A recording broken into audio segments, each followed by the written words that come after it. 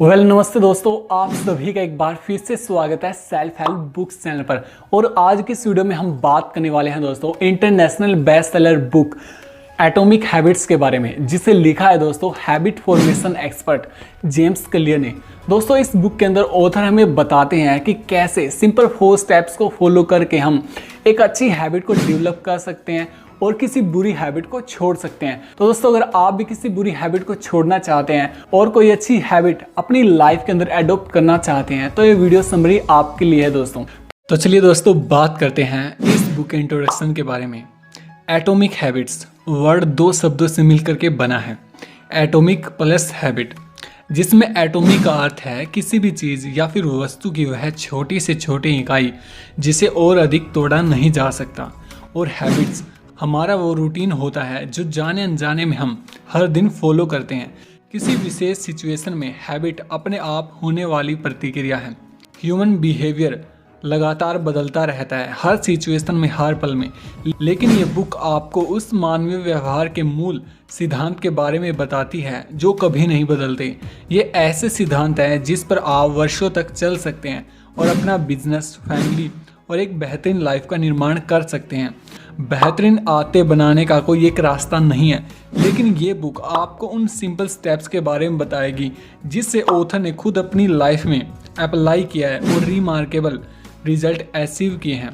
इससे कोई फर्क नहीं पड़ता कि आप कहाँ से शुरू करते हैं या फिर आप क्या बदलना चाहते हैं, ये सिद्धांत हर किसी के लिए काम करते हैं। The fundamentals why tiny changes make a big differences. Chapter number 1 the surprising power of atomic habit. Author छोटी छोटी आदतों की चमत्कारी ताकतों के बारे में बताने के लिए ब्रिटिश साइकिलिंग टीम का एग्जाम्पल देते हैं। ब्रिटिश साइकिलिंग टीम ने 1908 से 2003 तक सिर्फ एक बार ओलंपिक में गोल्ड मेडल जीता था, और साइकिलिंग की सबसे बड़ी प्रतिस्पर्धा टूर डी फ्रांस में ब्रिटिश साइकिलिंग टीम की परफॉर्मेंस बहुत ही खराब थी। उन्होंने पिछले 110 सालों के अंदर एक बार भी इसमें जीत हासिल नहीं की थी। इनफैक्ट यूरोप की कई सारी साइकिलिंग मैन्युफैक्चरिंग कंपनीज ने तो टीम को साइकिल बेचने तक मना कर दिया था, लेकिन फिर 2003 के अंदर ब्रिटिश साइकिलिंग टीम की किस्मत रातों रात बदल गई। डेव ब्रेसफोर्ड को ब्रिटिश साइकिलिंग टीम का परफॉर्मेंस डायरेक्टर अपॉइंट किया गया। वे मानते थे कि आप जो कुछ भी करें उसमें हर बार मामूली सुधार की तलाश करते रहें। ब्रेसफोर्ड और उनकी टीम ने मामूली बदलाव से शुरुआत की जिसकी एक प्रोफेशनल साइकिलिंग टीम से आशा की जा सकती है। उन्होंने साइकिल की सीट को फिर से डिजाइन करवाया ताकि यह अधिक सुविधाजनक हो सके, और टायरों पर अल्कोहल रगड़ दिया ताकि वे अच्छी पकड़ से चल सके। उन्होंने साइकिल चालकों को इलेक्ट्रिकली हीटेड पैंट्स पहनने को कहा ताकि मांसपेशियों का तापमान आदर्श रहे। साथ ही उन्होंने बायोफीडबैक सेंसर के प्रयोग से यह जांचा कि प्रत्येक एथलीट एक खास वर्कआउट के दौरान किस सिचुएशन में रहता है। साइकिल चलाने के लिए प्रयोग होने वाले सूट्स की बजाय इंडोर रेसिंग सूट्स का उपयोग किया गया जो हल्के और ज़्यादा एरोडायनेमिक साबित हुए।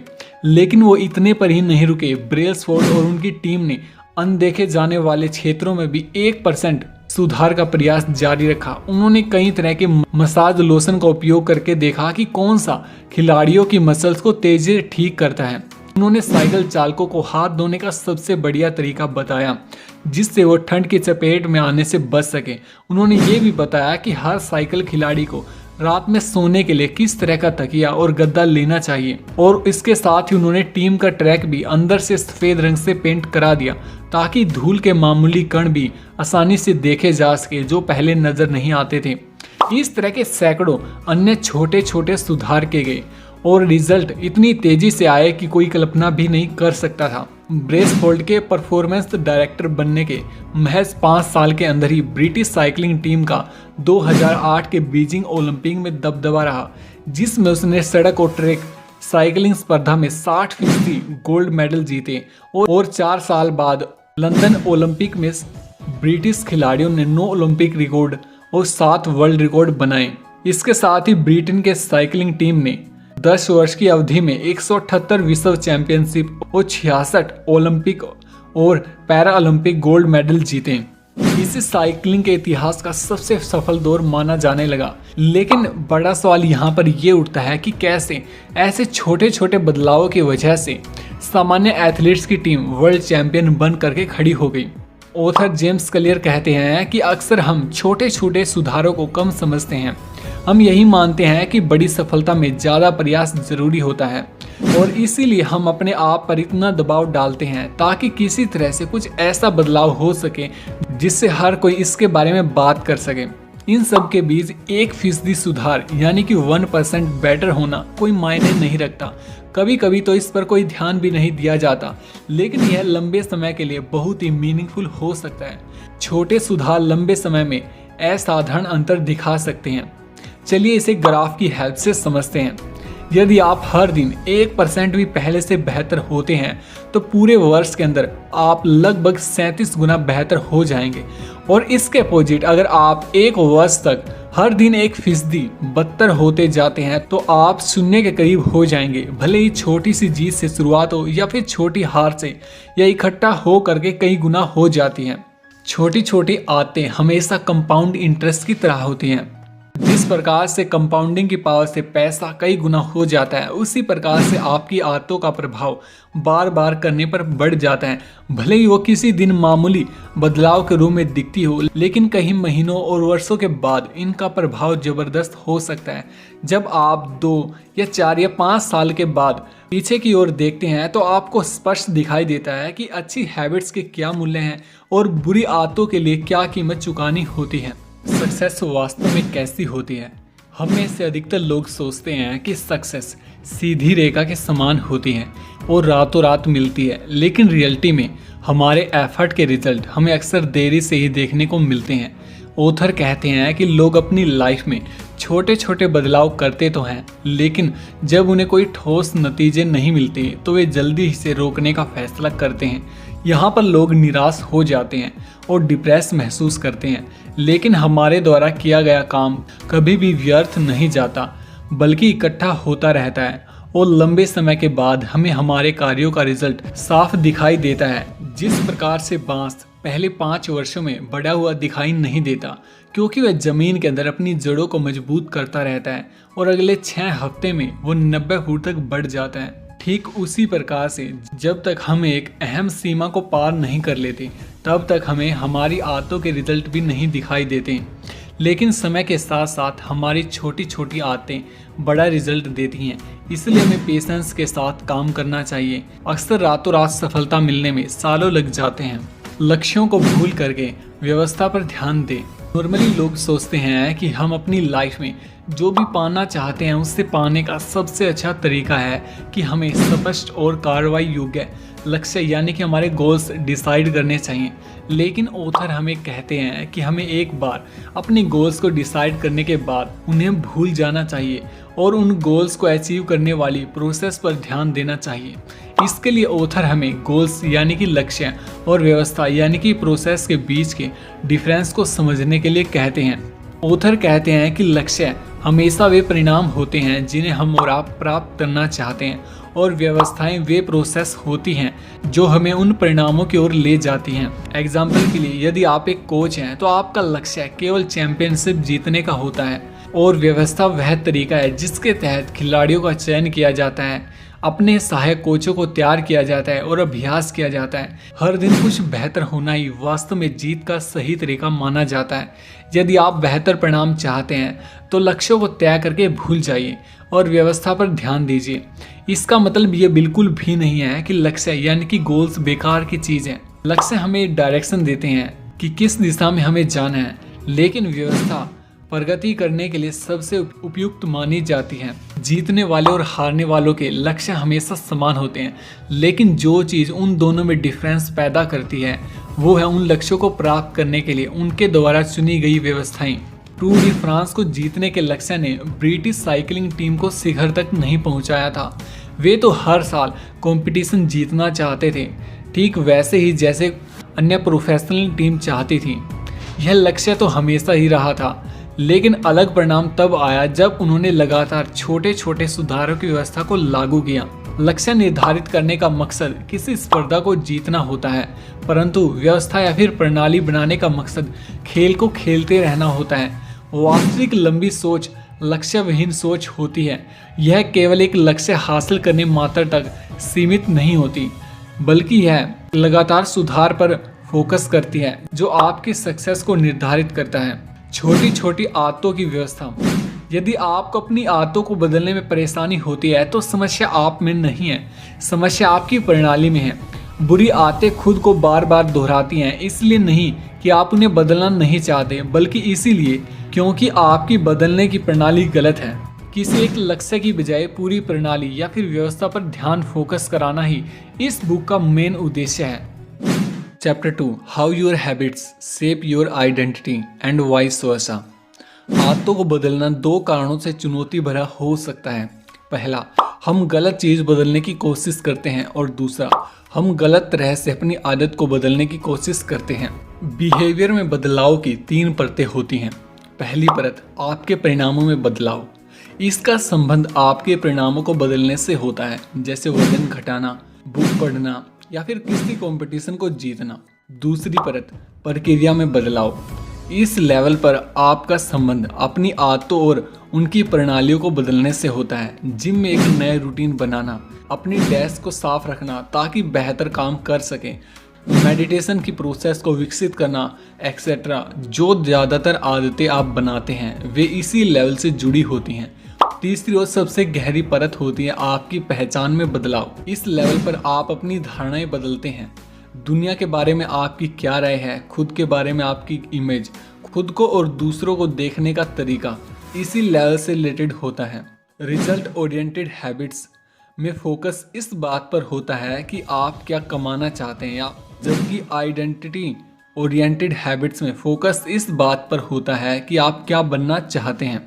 सपोज कीजिए कि 2 लोग सिगरेट पीने का विरोध कर रहे हैं। जब सिगरेट उन्हें ऑफर की जाती है तो उनमें से पहला व्यक्ति कहता है, नो थैंक्स, मैं इससे छुटकारा पाने की कोशिश कर रहा हूँ। यह सुनने में अच्छा लग सकता है, लेकिन वह व्यक्ति अब भी यही मानता है कि वह सिगरेट पीने वाले लोगों में से एक है।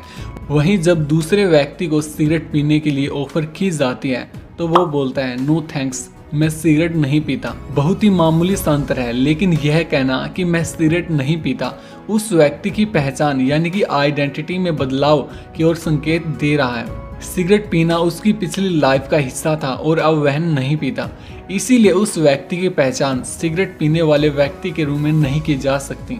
ज़्यादातर लोग जब अपनी हैबिट्स को बदलने की शुरुआत करते हैं तो पहचान बदलने के बारे में कभी भी नहीं सोचते। जितना ज़्यादा आप अपने व्यवहार को दोहराते जाएंगे उतना ही अधिक उस व्यवहार से संबंधित आपकी पहचान मजबूत होती जाएगी। अभी आपकी जो भी पहचान है आप उसे ही मानते हैं क्योंकि आपके पास उसके साक्ष्य यानी कि उसके एविडेंस मौजूद हैं। जितने अधिक सामान्य साक्ष्य आपके पास उस कॉन्सेप्ट से रिलेटेड होंगे उतनी ही मजबूती से आप उसमें विश्वास करेंगे। इसमें कोई भी संदेह नहीं है कि आपकी आदतें न केवल आपकी पहचान को प्रभावित करती हैं बल्कि उनकी आवृत्ति से वे कई बार बेहद महत्वपूर्ण भी हो जाती हैं। हर कार्य आपके लिए एक वोट की तरह होता है कि आप किस तरह का व्यक्ति बनना चाहते हैं। इन सबको एक साथ देखा जाए तो आप पाएंगे कि आदत ही आपकी पहचान बदलने का एकमात्र रास्ता है। आप कौन हैं इसे बदलने का सबसे ज़्यादा प्रैक्टिकल उपाय यही है कि आप जो करते हैं उससे बदल डालिए। हर आदत न केवल परिणाम लाती है बल्कि आपको बहुत कुछ सिखाती भी है, जैसे खुद पर विश्वास करना और ये कि आप इन सभी चीज़ों को अर्जित कर सकते हैं। जब वोट बढ़ने लगते हैं तो साक्ष्य भी बदलने लगते हैं। आप जो कहानी खुद से कहते हैं वह भी बदलने लगती है। नई पहचान के लिए एविडेंस यानी कि साक्ष्यों की जरूरत होती है। यदि आप उसी तरह से वोट करते रहेंगे जैसे पहले से करते रहे हैं तो वैसे ही नतीजे आपको मिलते रहेंगे। यदि आप कुछ नहीं बदलते तो कुछ भी नहीं बदलेगा। यह एकदम सरल 2 चरणों की प्रक्रिया है। यह तय करना कि आप किस तरह के व्यक्ति बनना चाहते हैं। दूसरा, छोटी छोटी जीतों से खुद को साबित करें कि आप उस तरह के व्यक्ति बन रहे हैं। अपने आप से पूछिए कि वह किस तरह का व्यक्ति होगा जो मेरी इच्छा वाला परिणाम हासिल कर सकता है। एक बार जब आपने समझ लिया कि आपको किस तरह का व्यक्ति बनना है तो आप छोटे छोटे कदम उठाने लगते हैं ताकि आपकी इच्छित पहचान मजबूत हो सके। आपकी आदतें आपकी पहचान को आकार देती हैं और आपकी पहचान आपकी आदतों को आकार देती हैं। आपका फोकस हमेशा उस व्यक्ति के समान बनना होना चाहिए जैसा आप बनना चाहते हैं, ना कि किसी खास रिजल्ट को प्राप्त करने पर।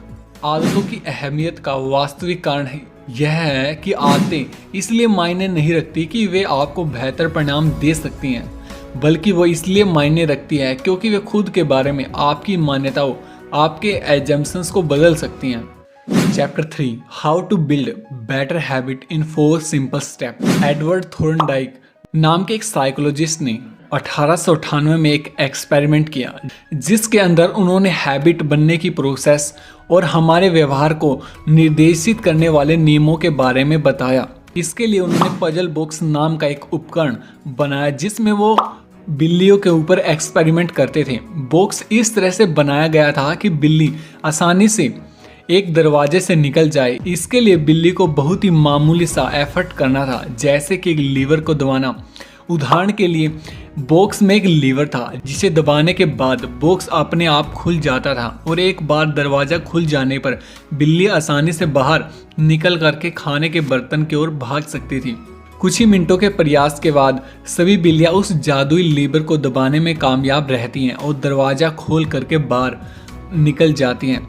एडवर्ड ने कई सारे एक्सपेरिमेंट में हर बिल्ली के व्यवहार को जांचा।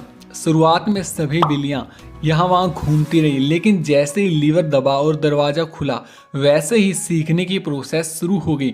धीरे धीरे हर बिल्ली लीवर दबाने के एक्शन से जुड़ती चली गई, क्योंकि उन्हें बॉक्स से बच करके भागने और खाना खाने का पुरस्कार मिल रहा था। अपने एक्सपेरिमेंट के दौरान एडवर्ड ने पाया कि जिन कार्यों के बाद हमें अच्छे रिजल्ट मिलते हैं, हम उन्हें बार बार रिपीट करते हैं और वो हमारी आदत बन जाते हैं। लेकिन जिन कार्यों के बाद हमें अच्छे रिजल्ट नहीं मिलते, उनको हम रिपीट नहीं करते। आपका दिमाग आदतें क्यों बनाता है? आदत का अर्थ एक ऐसे व्यवहार से है जिसे इतनी बार दोहराया जाए कि वो ऑटो पायलट हो जाए। जब हम पहली बार किसी समस्या को फेस करते हैं तो हम ये तय नहीं कर पाते कि उसे कैसे हल करना है। जिस प्रकार से एडवर्ड की बिल्लियों ने हर तरह के एफर्ट करके देखा जिनसे कि उनका काम बन सके और वो बाहर आ सके, लेकिन जैसे ही उन्होंने लूप को दबाया तो वो बाहर आ गए और धीरे धीरे ये उनकी आदत के अंदर शुमार हो गया। हमारी हैबिट्स हमारे मेंटल शॉर्टकट होते हैं, जो कि एक्सपीरियंस के जरिए सीखे जाते हैं। आदतें कैसे काम करती हैं, उसका विज्ञान। हम 4 आसान कदमों में आदत बनने की प्रक्रिया को बांट सकते हैं। सबसे पहला क्यू यानी कि संकेत, दूसरा क्रेविंग यानी कि ललक, तीसरा रिस्पॉन्स यानी कि एक्शन, चौथा रिवॉर्ड यानी कि पुरस्कार। सबसे पहले क्यू यानी कि संकेत मिलता है। यह हमारे ब्रेन को ट्रिगर करता है ताकि वह एक्शन के लिए एक व्यवहार कर सके। और उसके बाद क्रेविंग दूसरा स्टेप है दोस्तों, और यह हर हैबिट के पीछे का मोटिवेटिंग फैक्टर होता है। और तीसरा स्टेप है दोस्तों रिस्पॉन्स यानी कि एक्शन।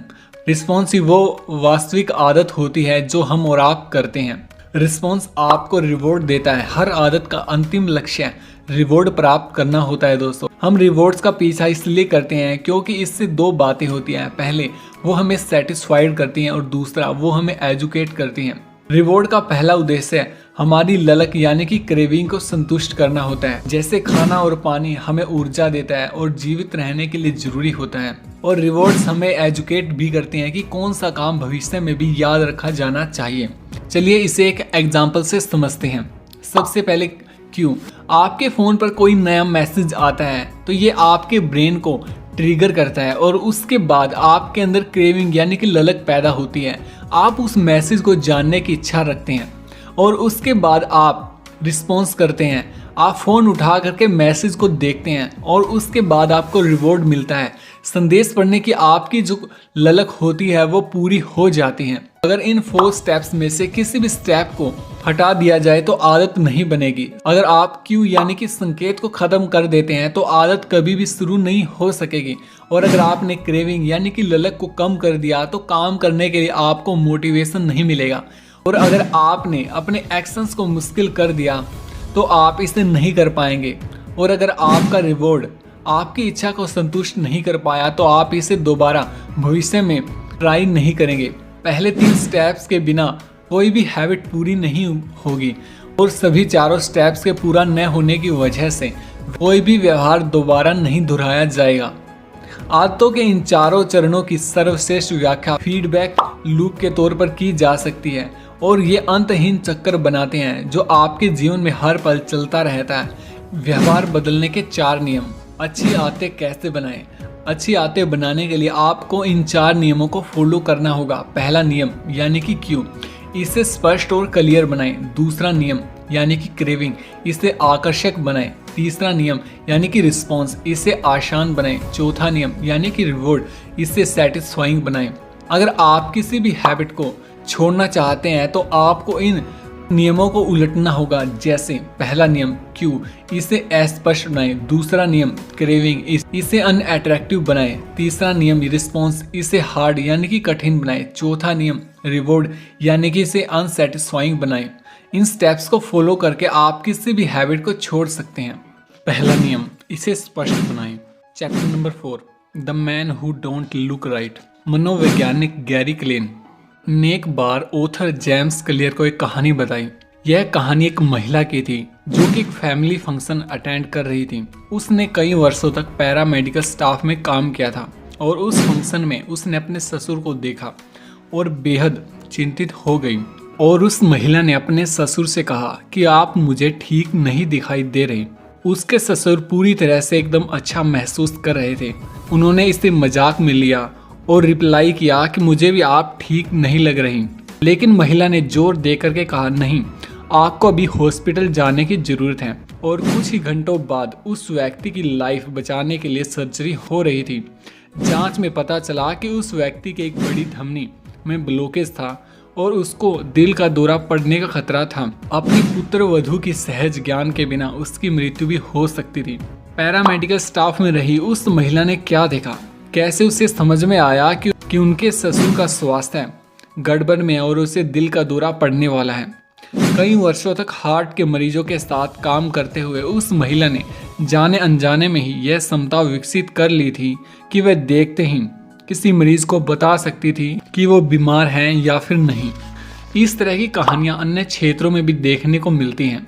उदाहरण के लिए मिलिट्री एक्सपर्ट यह आसानी से पहचान सकते हैं कि रडार स्क्रीन पर आने वाली कौन सी दुश्मन की मिसाइल है और कौन सी उनकी अपनी खुद की मिसाइल है, जबकि दोनों समान गति से आ रही होती हैं और समान ऊंचाई पर होती हैं और लगभग हर पहलू से रडार एक जैसी दिखाई देती हैं। मानव का दिमाग अनुमान लगाने वाली एक मशीन के समान होता है और यह लगातार अपने आसपास के वातावरण में आने वाली जानकारियों को ग्रहण करता रहता है और उनका विश्लेषण करता रहता है। जैसा कि पैरामेडिकल स्टाफ में रही उस महिला ने चेहरे से ही दिल के दौरे का अनुमान लगा लिया था। प्रभावी तरीके से नई आदत बनाने से पहले हमें अपनी वर्तमान आदतों का प्रबंधन सीखना चाहिए। अवेयरनेस के साथ ही व्यवहार यानी कि बिहेवियर चेंज की प्रक्रिया शुरू होती है। किसी भी हैबिट को बदलने से पहले आपको अपनी आदतों के प्रति अवेयर रहना होगा और इसके लिए हैबिट स्कोर कार्ड एक बहुत ही सिंपल तरीका है जिससे आप अपने व्यवहार के प्रति और भी ज़्यादा अवेयर हो सकते हैं। इसके लिए हमें अपनी डेली रूटीन की लिस्ट बनानी चाहिए, जैसे सुबह उठना, अलार्म बंद करना, फ़ोन देखना, बाथरूम जाना, नहाना एक्सेट्रा। एक बार पूरी लिस्ट बन जाए तो हर व्यवहार को देखिए और खुद से पूछिए क्या यह अच्छी आदत है या फिर खराब आदत। हर आदत किसी न किसी रूप में आपकी सेवा करती है, भले ही वो अच्छी आदत हो या फिर बुरी हो, इसलिए तो आप उसे दोहराते हैं। Chapter number 5, the best way to start a new habit. नई हैबिट शुरू करने का पहला नियम है उसे स्पष्ट बनाना कि कब और कहाँ आप नई आदत के अनुसार काम करेंगे।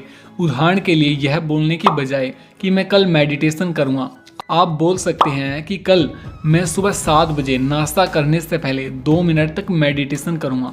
हैबिट्स का क्रम बनाना एक ऐसी स्ट्रैटेजी है जिसका इस्तेमाल आप अपनी वर्तमान आदत के साथ नई आदत बनाने के लिए कर सकते हैं। आदतों को क्रमबद्ध करने का फॉर्मूला है इसके यानी कि वर्तमान आदत के बाद मुझे यह यानी कि नई आदत करनी है। यह प्रक्रिया अनेक आदतों के एक श्रृंखला के साथ दोहराई जा सकती है। हर आदत अगली आदत के संकेत के तौर पर काम करती है, जैसा कि आप इस ग्राफ में देख सकते हैं। सुबह की आपकी आदतों को क्रमबद्ध करना इस प्रकार से हो सकता है दोस्तों। सुबह कप में कॉफी भरने के बाद मैं 60 सेकंड तक मेडिटेशन करने के लिए बैठूंगा और 60 सेकंड तक मेडिटेशन करने के बाद मुझे दिन भर में क्या करना है उसके बारे में लिखूंगा और दिन में क्या क्या करना है उसके लिखने के बाद तत्काल मैं पहले काम पर आ जाऊंगा। इस तरह से हर पुरानी आदत को बनाए रखते हुए हम नई आदत को सबसे ऊपर रखने की संभावना को बढ़ा सकते हैं। Chapter number 6, motivation is overrated, environment often matter more. Boston के जनरल हॉस्पिटल में प्राइमरी केयर फिजिशियन एनी के पास एक बहुत ही डिफरेंट आइडिया था। उनका मानना था कि वो हॉस्पिटल स्टाफ और वहाँ पर आने वाले हजारों लोगों की खाने की आदत उनकी इच्छा शक्ति या फिर उनके मोटिवेशन में बदलाव किए बगैर ही सुधार सकती हैं। रियलिटी तो ये थी कि उनमें से किसी से बात करने की भी योजना नहीं थी। एनी और उनके साथियों ने मिल करके 6 महीने का एक प्रोग्राम बनाया।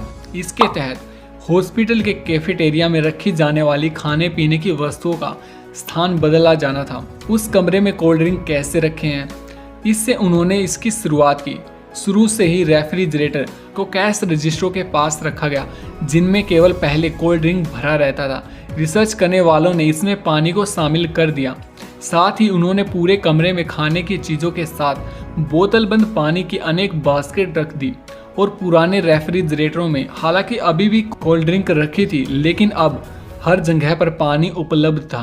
और अगले 3 महीने के अंदर जो रिजल्ट आया उसने सभी को चौंका दिया था। अस्पताल के अंदर कोल्ड ड्रिंक की बिक्री में 11.4% की कमी आई थी, जबकि पानी की बोतलों की बिक्री में 25.8% की बढ़ोतरी हुई थी। और ये सब हुआ था सिर्फ वहाँ के वातावरण में बदलाव करने की वजह से।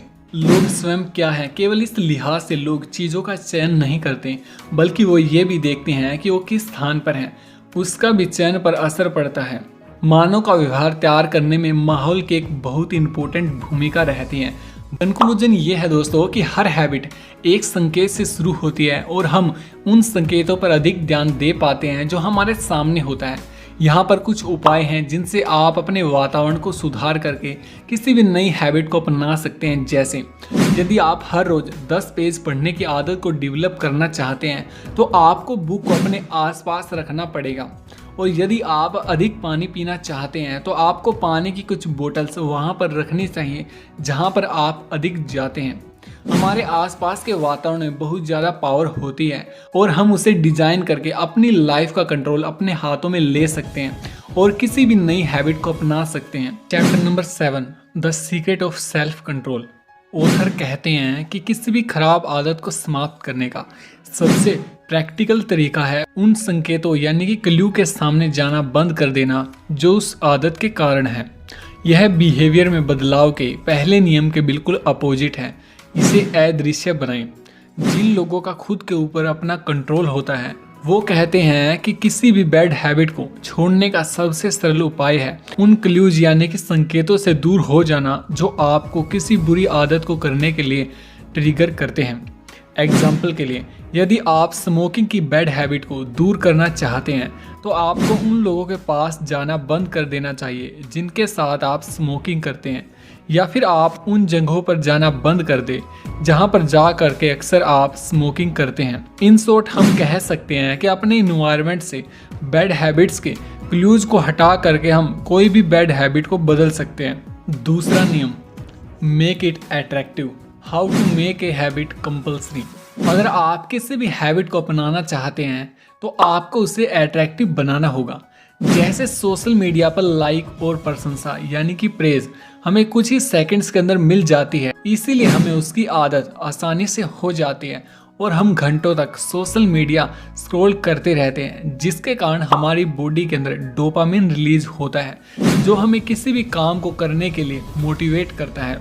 इसी प्रकार से किसी भी हैबिट को अट्रैक्टिव बनाने का सबसे बेस्ट तरीका है अपनी हर अच्छी हैबिट को उस हैबिट के साथ जोड़ देना जिसे हम करना चाहते हैं।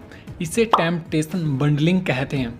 एग्जाम्पल के लिए, अगर आप हर रोज 30 मिनट तक वर्कआउट करने की हैबिट बनाना चाहते हैं तो आप खुद को बोल सकते हैं कि अगर मैं 30 मिनट तक वर्कआउट करूंगा तो उसके बाद मैं अपना मनपसंद टीवी शो देख सकता हूं। या फिर आप खुद से कह सकते हैं कि 10 पोटेंशियल कस्टमर्स को कॉल करने के बाद ही मैं फेसबुक या फिर व्हाट्सएप चलाऊंगा। Chapter number 9, the role of family and friends in shaping your habit. जिस तरह के कल्चर में हम रहते हैं वो डिसाइड करता है कि कौन सी एक्टिविटी या फिर व्यवहार हमारे लिए अट्रैक्टिव होगा। हमारी संस्कृति की ऐसी आदतें जो प्रशंसनीय होती हैं और जिन पर सबकी सहमति होती है, हम उन्हें अपनाने लगते हैं क्योंकि हम अपने आसपास के समूह के अंदर उपयुक्त दिखना चाहते हैं। हम अपने करीबी लोगों जैसे परिवार और दोस्तों और अपने आसपास के ग्रुप या फिर प्रभावशाली लोगों की आदतों को फॉलो करते हैं। बेहतर आदतें बनाने के प्रभावी तरीकों में से एक यह है कि हम ऐसी संस्कृति से जुड़ें जहां पर हम जिस हैबिट को अपनाना चाहते हैं वो उन लोगों के लिए एक नॉर्मल बात हो, या फिर उस समूह के लोगों में या फिर हम में कुछ समानताएं हों। जैसे कि अगर आप बुक पढ़ने की हैबिट डालना चाहते हैं तो आपके लिए बेहतर होगा कि आप किसी लाइब्रेरी को ज्वाइन कर लें, क्योंकि वहाँ पर आपके जैसे ही लोग आपको मिल जाएंगे, जिससे कि आसानी से आप बुक पढ़ने की हैबिट को डाल पाएंगे। Chapter number 10, how to find and fix the cause of your bad habits. किसी भी बैड हैबिट को छोड़ने का दूसरा नियम है इसे अनअट्रैक्टिव बनाना। हमें सबसे पहले अपनी बैड हैबिट्स को छोड़ने के लाभों के बारे में खुद को बताना होगा, जिससे आप ऐसी हैबिट को अनअट्रैक्टिव बना पाएंगे।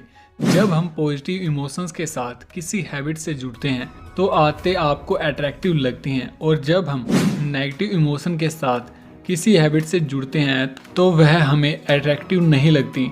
सपोज कीजिए कि आप स्मोकिंग की हैबिट को छोड़ना चाहते हैं, तो सबसे पहले आपको खुद से पूछना चाहिए कि आखिर मैं स्मोक क्यों करता हूँ। शायद आप में से कुछ लोगों का जवाब होगा कि इससे मेरा स्ट्रेस यानी कि तनाव कम होता है, या फिर सिगरेट पीना सोशल होने के लिए आवश्यक है। लेकिन सच बात तो ये है कि बिना सिगरेट पिए भी लोग सोशल हो सकते हैं, और सिगरेट पीने से आपका तनाव कम नहीं होता, बल्कि ये आपकी नसों के लिए भी हार्मफुल होता है। अपनी हैबिट्स के बैड इफ़ेक्ट्स के बारे में जानकर आप उसे दूसरी अच्छी हैबिट से रिप्लेस कर सकते हैं। जैसे जब भी आपको स्ट्रेस यानी कि तनाव फील हो तो सिगरेट पीने की बजाय आप रनिंग के लिए जा सकते हैं। तीसरा नियम, make it easy, walk slowly but never backward. Author कहते हैं कि किसी भी हैबिट को बनाने का तीसरा नियम है उसे आसान बनाना। जब हम किसी नई हैबिट को अपनाना चाहते हैं तो हम उस समय बहुत सी प्लानिंग बनाते हैं, जैसे बॉडी को शेप में लाने के लिए हम वजन कम करने के तरीके ढूंढते रहते हैं, या फिर मसल बिल्डिंग का बेस्ट तरीका खोजते हैं। हम सबसे अच्छे उपाय खोजने में इतना टाइम वेस्ट करते हैं कि हम कभी इस पर काम कर ही नहीं पाते। सीखने का सबसे बढ़िया तरीका प्लानिंग करना नहीं बल्कि प्रैक्टिस करना होता है। इससे कोई फर्क नहीं पड़ता कि आप अपने ट्रेनर से कितनी बार बात करते हो कि आपकी मसल कब तक ठीक होगी। केवल वर्कआउट करने से ही आपकी मसल्स बनेंगे, इसीलिए प्लानिंग की बजाय प्रैक्टिस पर फोकस कीजिए। नई आदत बनने में कितना समय लगता है? आदत बनना एक प्रक्रिया है जिसमें बार बार रिपीट करने से कोई व्यवहार धीरे धीरे ऑटो पायलट हो जाता है। हर बार जब आप एक ही प्रकार का काम करते रहते हैं तो आप एक विशेष प्रकार के न्यूरल सर्किट को उस हैबिट के साथ जोड़ करके सक्रिय कर रहे होते हैं। इसका मतलब है कि अपने दोहराव को करना एक अहम कदम है जो आपकी नई हैबिट का द्वार खोल देगा। अक्सर लोग पूछते हैं कि नई हैबिट बनने में कितना समय लगता है, लेकिन ऑथर कहते हैं कि लोगों को वास्तव में यह पूछना चाहिए कि नई हैबिट बनने में कितने दोहराव लगते हैं। सही सवाल यह है कि एक आदत को अपने आप होने के लिए कितनी बार रिपीट करने की आवश्यकता होती है। हैबिट्स का टाइम के साथ कोई भी संबंध नहीं होता। इससे कोई फर्क नहीं पड़ता कि आप किसी काम को 21 दिन या फिर 30 दिन या फिर 300 दिन करते हो। मायने ये रखता है कि आप उस काम को कितनी बार करते हैं। अगर आप 30 दिनों के अंदर किसी काम को केवल 2 बार करते हैं तो आप उसकी हैबिट नहीं डाल पाएंगे। वहीं अगर आप किसी काम को 30 दिन के अंदर 300 बार करते हैं तो उस काम की हैबिट डालना आसान हो सकता है। दोस्तों, आदत को बनाने के लिए उसका अभ्यास करना पड़ता है, और प्रैक्टिस को होते रहने देने का सबसे इफेक्टिव उपाय है बिहेवियर में बदलाव का तीसरा नियम, इसे आसान बनाएं। Chapter number 12, the law of least effort. Energy बहुत ही ज़्यादा अनमोल होती है और हमारा ब्रेन इस तरह से बना होता है कि जब भी संभव हो एनर्जी को बचाया जा सके। Human behaviour law of least effort यानी कि कम प्रयास करने के स्वभाव पर काम करता है। अगर हमारे सामने 2 विकल्प हो और उनमें से हमें किसी एक को चूज करना हो तो नॉर्मली लोग उसी विकल्प को चूज करते हैं जिसमें कम से कम काम करने की आवश्यकता हो। इसीलिए यदि आपका गोल हर दिन 100 पुशअप करने का है तो इसमें बहुत ज़्यादा एनर्जी लगती है और शुरुआत में जब आप मोटिवेटेड और एक्साइटेड होते हैं तो आप इसे कर सकते हैं, लेकिन कुछ दिनों के बाद इस तरह के बड़े प्रयास से थकावट महसूस होती है। इसकी बजाय अगर हम हर दिन 10 से 12 पुशअप करने की आदत बनाना चाहें तो वो हमारे लिए करना आसान होगा, क्योंकि इसे करने में हमें ज़्यादा ऊर्जा की आवश्यकता नहीं होती और एक आदत को जितनी कम ऊर्जा की आवश्यकता होती है उतना ही इसके होने की संभावना अधिक हो जाती है। आप वास्तव में आदत नहीं चाहते, आप वास्तव में वह परिणाम चाहते हैं जो आदतें हमें प्रदान करती हैं। यदि आप अपनी अच्छी आदतों को अधिक सुविधाजनक बना पाए तो आप आसानी से उन आदतों को फॉलो कर पाएंगे। जैसे अगर आप जिम जाना चाहते हैं तो आपको वर्कआउट के कपड़े, जूते, जिम का बैग और पानी की बोतल पहले से ही तैयार रखनी चाहिए। अपने आसपास ऐसा माहौल बनाइए जहां पर सही चीज़ों को करना जितना संभव हो उतना आसान हो। अच्छी आदतों को आसान बनाएं। कोई हैबिट करना जितना ज़्यादा आसान होगा, आदतें आसानी से बनेंगी। और अगर आप खराब आदतों को छोड़ना चाहते हैं तो आपको उसे ज़्यादा मुश्किल बनाना होगा। जैसे कि अगर आप अपनी फ़ोन को लंबे टाइम तक चलाने की हैबिट को छोड़ना चाहते हैं तो आपको अपने पासवर्ड को लंबा बनाना होगा जिसमें कुछ नंबर्स, अल्फ़ाबेट या फिर साइंस शामिल हो। एटलीस्ट अपने फ़ोन के पासवर्ड को 12 डिजिट का रखें। Chapter number 13, how to stop procrastinating by using the 2 minute law और रूल। ऑथर कहते हैं कि हम 2 मिनट रूल की हेल्प से किसी भी नई हैबिट को अपना सकते हैं। यह रूल कहता है कि किसी भी हैबिट को इतना आसान बनाओ कि वो 2 मिनट से कम समय के अंदर ही हो जाए। आप किसी भी हैबिट को 2 मिनट से कम के कार्य से जोड़ सकते हैं। जैसे अगर आप 3 माइल तक जोड़ना चाहते हैं तो आप उसे दौड़ने के जूते पहनने से जोड़ सकते हैं। आपको अपनी हैबिट की शुरुआत को आसान बनाना होगा और बाकी सब अपने आप हो जाएगा। कुछ भी नहीं करने से बेहतर होता है उससे कम करना जितना आप चाहते हैं। Chapter number 14, how to make good habits compulsory and bad habits impossible. कई बार सफलता अच्छी आदतों को आसान करने से रिलेटेड नहीं होती, बल्कि वह खराब आदतों को कठिन बनाने के बारे में होती है। यह बिहेवियर में बदलाव के तीसरे नियम के उलट है, इसे कठिन बनाएं। यदि आप सोचते हैं कि आप अपनी योजनाओं का पालन नहीं कर पा रहे या फिर उससे संघर्ष कर रहे हैं तो आप खराब आदतों का पालन करना मुश्किल बना सकते हैं। मनोवैज्ञानिक इसे कमिटमेंट यानी कि वचनबद्धता का उपाय कहते हैं। वचनबद्धता का उपाय एक चयन होता है जो आप चुनते हैं ताकि भविष्य में आपकी कुछ गतिविधियों को नियंत्रित किया जा सके। यह भविष्य के अपने व्यवहार को सुनिश्चित करने, अच्छी आदतों से जुड़ने और खराब आदतों को रोकने का तीसरा तरीका है। इस तरह का उपाय करने के कई तरीके हो सकते हैं। ऑथर कहते हैं कि मैंने ऐसे एथलीट्स के बारे में भी सुना है जो किसी कंपटीशन में चुने जाने के लिए अपना बटुआ घर पर छोड़ करके जाते थे ताकि जब भी उनका मन किसी भी फास्ट फूड को खाने का करे तो उनके पास खरीदने के लिए पैसे ना हो। चौथा नियम, इसे सेटिस्फाइंग बनाएं। बिहेवियर में बदलाव का चौथा नियम है उसे सेटिस्फाइंग बनाना। जब भी कोई बिहेवियर सेटिस्फाइंग होता है तो हम उसे दोहराना चाहते हैं। चलिए इसे एक एग्जाम्पल से समझते हैं। स्विंगम को 18वीं शताब्दी से बेचा जा रहा था, लेकिन 1891 में जब रिगेल ने इसे लॉन्च किया तो दुनिया भर में इसकी आदत बन गई।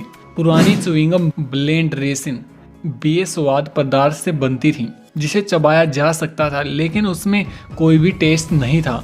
रिगेल ने इस उद्योग के अंदर क्रांति ला दी। उन्होंने स्पीयरमिंट और जूसी फ्रूट के फ्लेवर को मिलाया, जिसने प्रोडक्ट को फ्लेवर से भर दिया और उपयोग करने में मज़ा आने लगा। और इसके बाद वो कुछ कदम और आगे बढ़े और उन्होंने इसे मुंह साफ करने के लिए बनाया। एडवर्टाइजमेंट में लोगों को बताया जाता था कि अपने स्वाद को रिफ्रेश करो। स्वादिष्ट टेस्ट और ताज़ा मुंह के एहसास ने तत्काल कंपनी को सुदृढ़ बनाने के अवसर प्रदान किए और उत्पाद का उपयोग सेटिस्फाइंग बन गया। खपत आसमान छू गई और रिगेल दुनिया की सबसे बड़ी च्युइंगम कंपनी बन गई। दरअसल ये ऐसे संकेत होते हैं जो दिमाग को बताते हैं कि अच्छा महसूस होता है, इसे फिर से करो। ऐसी कहानियाँ व्यवहार में बदलाव के आधारभूत नियमों के बारे में बताती हैं। हमारा माइंड जहाँ पर फायदा होता है उसी को दोहराता है और जिस पर हमें दंड मिलता है उससे बचने की कोशिश करता है। तात्कालिक और विलंबित पुरस्कारों में असंतुलन। मनुष्य का दिमाग देरी से मिलने वाले पुरस्कारों की बजाय तुरंत मिलने वाले रिवॉर्ड्स यानी कि पुरस्कारों को प्रेफर करने के हिसाब से विकसित हुआ है।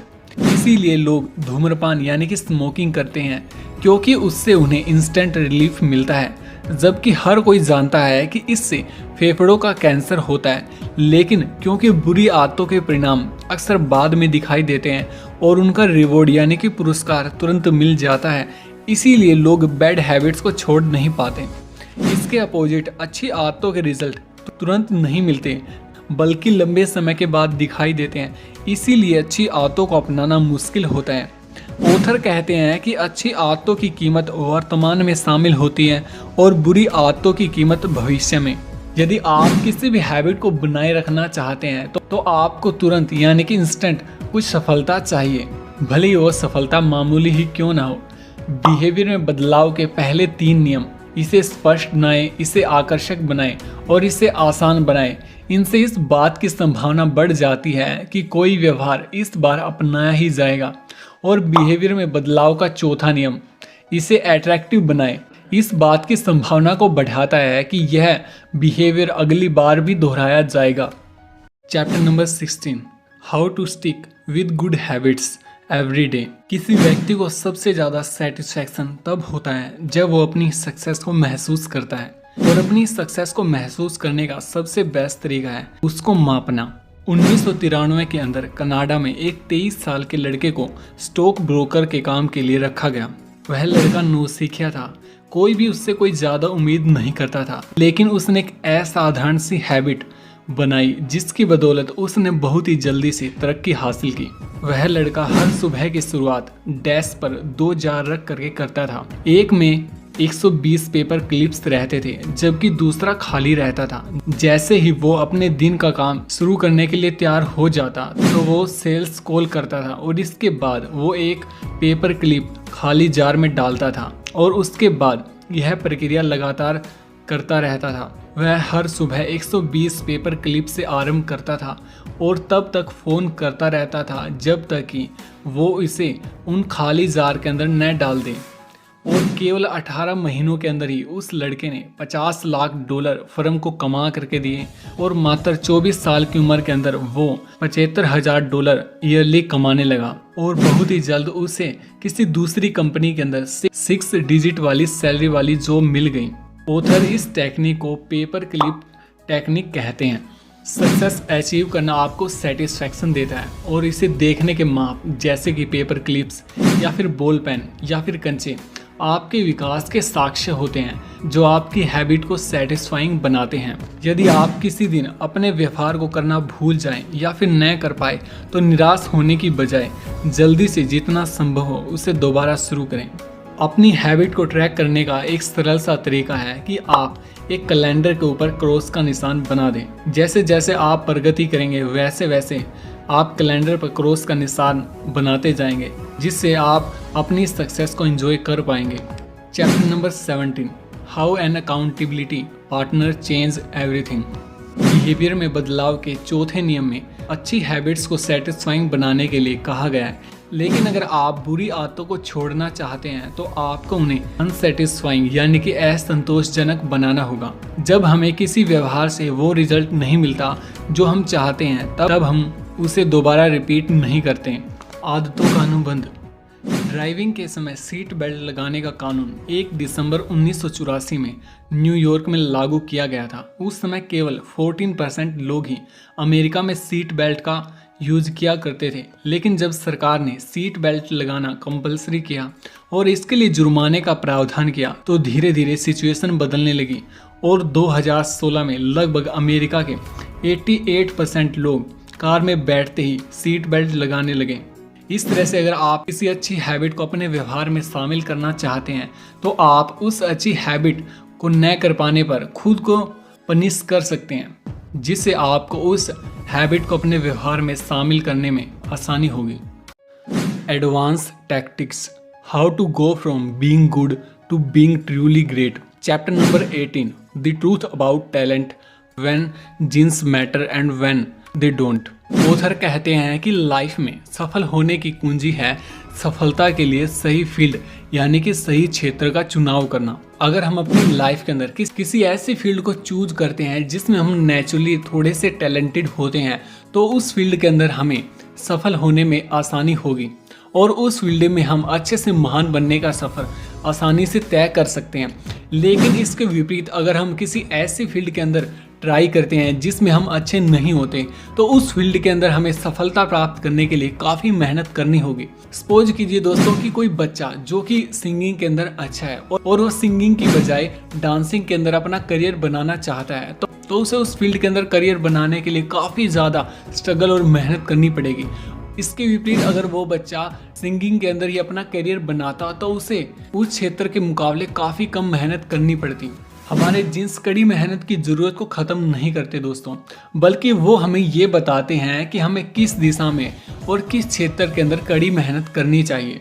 हर एक व्यक्ति को अपनी लाइफ के अंदर ऐसा खेल खेलना चाहिए जो उसकी कैपेसिटी और उसके सामर्थ्य के अनुसार हो। Chapter number 19 the Goldilocks rule, how to stay motivated in life and work. Goldilocks का नियम कहता है दोस्तों कि मनुष्य हमेशा उस काम को करते हुए मोटिवेटेड फील करता है जिसमें उसे चैलेंज मिलते हों, जो उसकी वर्तमान क्षमताओं से थोड़ा सा आगे का हो। अगर आप कोई ऐसा काम करेंगे जिसमें आपको बहुत ही ज़्यादा मुश्किलों का सामना करना पड़ता है तो आप खुद को हमेशा मोटिवेट नहीं कर पाएंगे। और वहीं अगर आप कोई ऐसा काम करेंगे जिसको करने में आपको आसानी होती हो तो वो आपको उबाऊ लगेगा, उसमें आपकी दिलचस्पी लंबे समय तक नहीं बनी रहेगी। इसलिए आपको हमेशा इस नियम के अनुसार ऐसे क्षेत्र और ऐसे काम का चयन करना चाहिए जो आपकी वर्तमान क्षमताओं से थोड़ा बाहर का हो, जो आपको चैलेंज महसूस करवाए, जो आपको अपनी क्षमताओं से थोड़ा सा बाहर ले करके जाए। ऑथर कहते हैं कि इस सफलता में सबसे बड़ा खतरा फेलियर या फिर असफलता नहीं है, बल्कि किसी काम को बार बार करने के बाद ऊब जाना है। मोटिवेटेड होने पर कोई भी व्यक्ति कड़ी मेहनत कर सकता है, लेकिन किसी काम के एक्साइटेड न होने पर भी लगातार उस काम को करना आपको वास्तविकता में अच्छे से महान बनने तक के सफर को तय करने में हेल्प करता है। वेल फाइनली दोस्तों, आज की इस वीडियो में बस इतना ही। उम्मीद करते हैं कि आपको ये वीडियो समरी पसंद आई होगी और इस वीडियो समरी से आपको बहुत कुछ सीखने को मिला होगा। दोस्तों, अगर आप ऐसी वर्ल्ड फेमस बुक्स की समरी देखना और सुनना पसंद करते हैं तो हमारे इस चैनल को जरूर सब्सक्राइब कीजिए और बेल आइकन को भी दबा दीजिए ताकि आपको हमारी आने वाले न्यू वीडियोज़ की नोटिफिकेशन सबसे पहले मिल सके। मिलते हैं हमारी नेक्स्ट वीडियो में, तब तक के लिए आप सभी खुश रहिए, खुशियाँ बांटते रहिए। वी लव यू ऑल दोस्तों। जय हिंद दोस्तों, जय हिंद।